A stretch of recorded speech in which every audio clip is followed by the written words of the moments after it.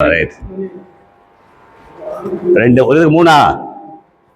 மூணு, நாலு, அஞ்சு, ஆறு. என்ன சாப்பாடு எல்லாம் இருக்குங்களா?